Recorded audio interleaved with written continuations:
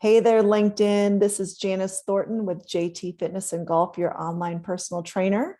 And I am here with Edward Gibbons, and he is a health insurance specialist. And we are reviewing the book, Never Pay the First Bill and How to Fight the Healthcare System and Win. And today we are talking about chapter 9, which is the conflict of interest undermining employers' purchase of health benefits. And I can tell you this is the perfect chapter for Edward to talk about, because if you are someone who owns your own company and your HR, or you are the one choosing insurance for your company, or you work for a company and you're just an HR choosing that, or you're an individual, guess what? Edward's going to be able to help you. So Edward, I am turning this over to you to talk about this chapter and how you're able to really help people choose the best insurance for their company or for themselves individually. Well, thank you, Janice. And there's a lot to unpack in this chapter 9. Yes, there is. But it really is a focus on large groups. So if you buy this book and you're reading through it, that is definitely something to focus on. But again, the idea is, how do we get more control of our health insurance costs? And this chapter is the conflict of interest undermining employers' purchase of health benefits. And he does make some good statements here. But one of his concerns is make sure that your broker is really working for you and not working for the insurance company per se. And I will tell people, this goes with anything. This is a complete vetting process of, do I trust this person who's helping my company? Because yes, insurance companies do offer bonuses. Insurance companies do offer incentives. Sometimes those incentives are in the way of discounts. And I'll give you an example on the Affordable Care Act. For 2022, there happened to be a large provider that came into the affordable care space and had the lowest premiums based on the subsidies, which influenced people going into those plans. Even though they had the lowest premiums, they also had a bonus structure on top of that. So yes, that can influence how insurance agents might guide someone to a plan. So you need to have a good relationship and a good understanding with that person to make sure they're guiding you in the right way. Okay? Because we're human. Insurance agents are human, just like anybody else. And if you don't have a good relationship and they don't do a good job of trying to understand what your needs are, people take the path of least resistance. They may end up giving you a plan that will work, but doesn't work the way you need it to work. Okay? And so that's where some questions come into play, which is why I like this book, because it's asking you to also ask questions of your health insurance plan and ask questions of somebody like me, a health insurance agent, to make sure you're getting the right plan for what you need. Don't be afraid to share health issues that you have, medications that you're on, because that allows someone like me to give you better information. We don't know it's out there. We can't guide you in the right direction for what that issue is. And the last thing you want is someone not getting the right kind of insurance. You know, like you said, if you don't disclose the certain medications that you're on or different issues that you have, you could get this health plan that doesn't cover half of what you have. And correct. You want to make sure that you are getting everything you need. Correct. And he does make note near that the Appropriations Act that was passed in 2020 for the COVID relief bill had a stipulation in there that people like me are supposed to inform our clients what type of commission we're being paid. Okay? All insurance companies build in whatever their commission structure is. So it doesn't matter whether I'm a man or a woman, whether I'm in Arizona or Texas, that commission structure is the same. Okay? The percentage might be a little different based on the state you're in, but the structure is exactly the same. And so you want to make sure that that person's sharing with you what's going on, but there is no benefit to you to not use someone like me because you're going to pay the same price. Mhm. So that commission structure is already built there. It's just a matter of, are you going to pay it to the insurance company, or are you going to pay it to the agent who's giving you good advice to make a wise choice? And I do want to Yeah. remind you, an agent should be giving you good advice so you can make a wise choice. They shouldn't be telling you this is the plan for you. They should tell you here's an options of plans and the pros and cons so you can make a good choice for yourself. Now, again, in this chapter, he's really talking about group health insurance plans, and he's really speaking to business owners and to HR personnel who are looking at these plans. Because there are some brokers out there now who, instead of taking commissions / bonuses from some of these insurance companies, are doing a fee for service. And Marshall Allen's point in the book is that doing a fee for service means they're really truly working for you and not being compensated by a health insurance company. And again, people have human nature. So if you're looking at a fee for service type of broker, make sure that they have the resources necessary to get you what you need. Because this type of model is a very good model, but your broker has to have a lot of resources because they are going to go out and negotiate with a set of providers where they're going to pay a certain amount, usually a little bit over what Medicare covers. The challenge could be is that you could go see a doctor because there's no network. You could go see a doctor. Your plan reimburses them the amount that they've set up and designed your plan to be, but your doctor balance bills you. So now you have an extra bill to pay. But if it's being operated properly and you have good resources in the background with this fee-for-service provider, they're going to negotiate that balance bill either down to zero, or they're going to pay it and know that that's what that provider is doing.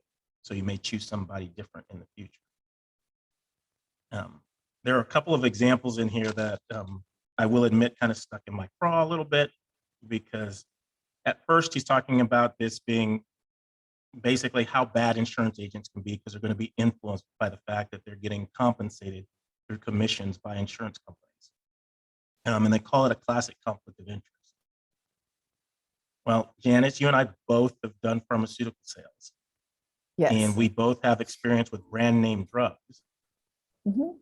But a lot of people are unaware that if you go to some of the large retailers and get their generic drugs, their margins are higher on their generic drugs. Absolutely. So that's a conflict of interest. Mhm. But people love generic medication.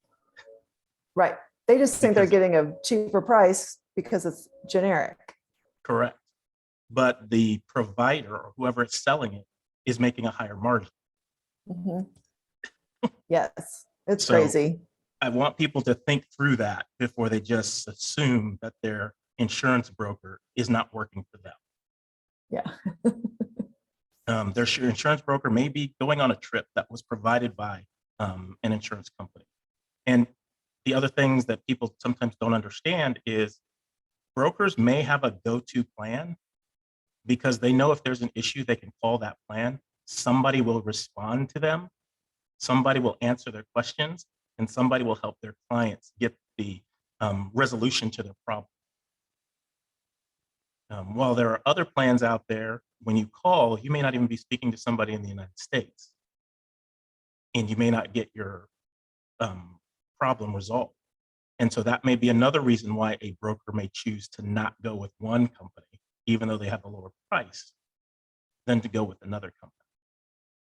So there's a few more working parts here, but I truly believe if you have a good relationship, you get to understand and know your broker, you'll make smarter choices and decisions, whether it's to go with a fee-for-service broker or whether it's to go with somebody else who's going to do it a little bit differently, the way the system is currently in place. Any thoughts from you on that, Janet? Well, I was just, well, I, love what you said. So how do you do yours when you come up with plans for people or corporations? So when I'm doing a group plan, I try to get as much information about the group as possible. I will actually ask them to do some plans that we might not do because they have underwriting, and that'll allow me to have a little bit of better information about the people in the plan so that I can give them better options to work with. I primarily do not do plans that are over 50, which is what this section is talking about, groups 50 and above. So there's more resources used in that type of group. There's more things that are brought to play. But like in my case, I have taken groups off of a group plan and put them on an individual plan because it was more cost effective for the group to work that way. Oh, wow. That's And interesting. I work with the Affordable Care Act, and there are some plans out there that I am not appointed with. There are some plans out there that do not pay commissions. But if their plan makes the most sense for the customer, I will put them into that plan, letting them know I'm not appointed with this plan. So if there's any questions you have, I can guide you on the generalities of health insurance, but you would have to do the work to resolve the issue. I've even had people that I've had call out to different companies that I'm not appointed with because that's the best option. And I will give them the contact information and let them work through it that way. Because I want them to be happy with what they have and know that I'm a good resource. And I think Well, there are a that's lot of good to agents know. out there, when you get a chance to talk to them, they're going to work their best for you. Let's think about it this way. If I just burn insurance customers, I'm going to run out of people, and I'm gonna have a whole bunch of people who don't like what I do, telling other people what I do or how badly I do. And they'll tell others, and thus I won't be able to have a career that I can help people during this process. So sometimes I do laugh at that when they say, oh, they're just in it for themselves. That's not how people start. Yes, it can happen. We're human. And that's also why you may want to just shop around sometimes too. It's time for your annual enrollment. Ask somebody else some information. And then bounce that off of your broker or your insurance agent. Because then you can now have a few more questions to ask, and you may still go with your agent, or you might go with the new one because there's a better option. Well, I think that's a great idea to, obviously the HR people know when open enrollment is. So a couple months in advance, start shopping around and seeing what else is out there. So that way you can make sure you are getting the best deal for your company, especially since you really work with the smaller companies that you could save them thousands of dollars. Yes. And I read a few years ago, people spend more time deciding on what their next car is going to be than they do picking their health insurance. Oh my. They spend about 2 weeks picking out their car, and they spend on average less than 30 minutes picking their health insurance. Probably because the health insurance isn't very fun and sexy like a car would be. Correct. Or there's so much stuff to it. There's so much information that they're like, oh my gosh, just whatever will work. Because it's just too frustrating. You're right, there is. But when you start to think about what is your premium, especially let's say a family of 4, and then what's your out-of-pocket limit, and if something catastrophic happens, you're spending more than for a brand new car. Yes. And you have to do this each year. So sometimes we need to broaden our perspective and go, what am I looking at? Spend a little bit more time trying to decide what's going to be a good choice for you, so that you can pick the best option. Because the other end of the spectrum is we are caught in this system, this current system. How do we choose our health insurance? Based on the options in our state. So let's say that you have a company whose home office is in Texas. A lot of the people work in Arizona. There's a good network in Arizona, but it's a small network. If the company chooses a plan, it might not have that network in it. It has the national network from Texas. And then whatever partner it has in Arizona might not have that better network. So you're stuck with that option. Okay? It's not a part of the broker's responsibility, shall we say, but it's the way the system is set up.